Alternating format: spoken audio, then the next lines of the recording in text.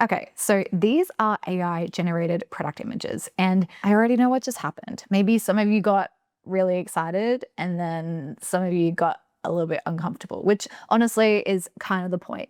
And in this video, I'm going to show you what Nano Banana can actually do for product visuals. And yes, you can grab these exact prompts. I'll show you how. But more importantly, I want to talk about the real practical uses of this with actual clients. So I've been shooting commercial work for beauty brands for 9 years. And I'll be honest, I'm not sitting here thinking AI is going to replace us. I'm thinking, okay, this is a new tool. So how do we use it in a way that actually helps our clients, speeds up our process, and keeps our work feeling authentic and high quality? Because some people are completely against AI and resisting it. And I get it, all good. Some are curious, like, how does this actually fit into my work? And some are just all in. I'm somewhere in the middle. I want to be curious, but I also want to be careful about what kind of outputs I'm giving to clients. So stick around to the end because I'm going to share the exact prompts I use for these images. But first, I want to break down where I think this fits in a real photo and video business, where it doesn't, and why this conversation matters. And then I want to hear your take in the comments because honestly, this is the conversation that our industry needs to be having. So AI really is like the biggest topic in our industry right now. It's constantly a hot topic because of how fast it's evolving. And AI right now, it's change, and you can decide to either be curious about it or resist it. I think a lot of the fear comes from people seeing AI as just output, like it's here to replace what we do. But that's not how I see it. I see it as another medium, another tool in the kit. And honestly, one of the most useful ways that I've been using it isn't even for like final content, it's getting clients to be on the same page as us before we shoot. Now, I actually don't have a ton of clients asking me for AI output. Instead, we pick and choose where it makes sense based on the goal.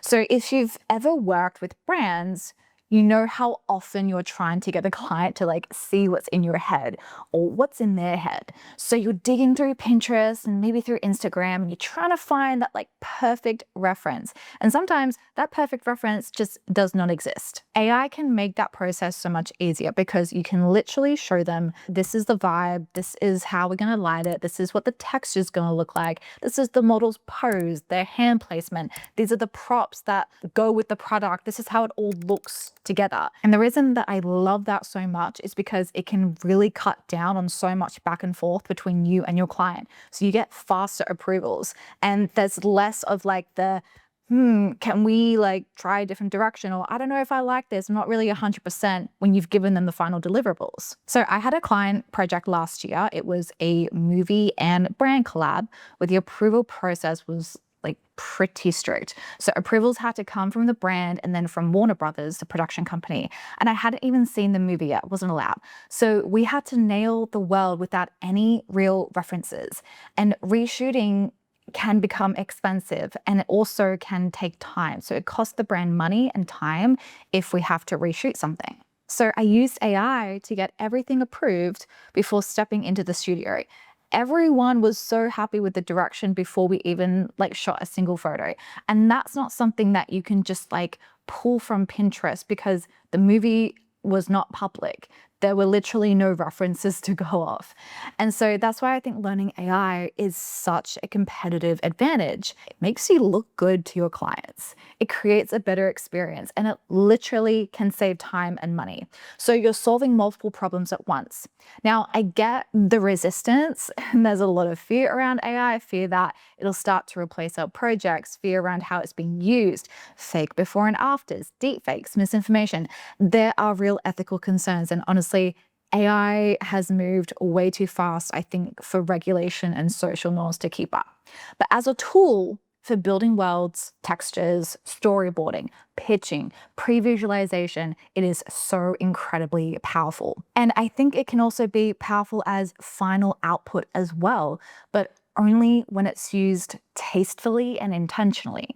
So brands and creators just need to be thoughtful about when and where to use it. And that's the conversation we need to be having. I wanted to share the context before diving into these prompts because how you use AI, it matters.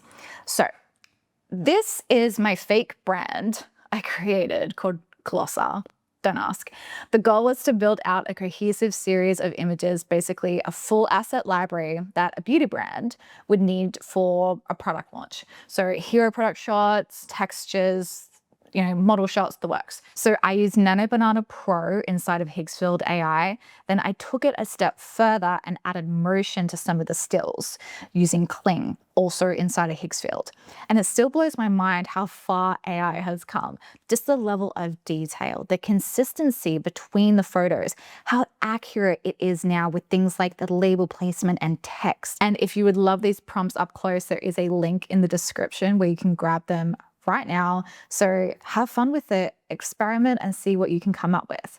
But I want to hand this over to you. Have you used AI in real client work yet? What is your current outlook on it? Let's have a chat in the comments. And if you want me to make more AI content like this, well, make sure you're subscribed and I'll see you in the next video.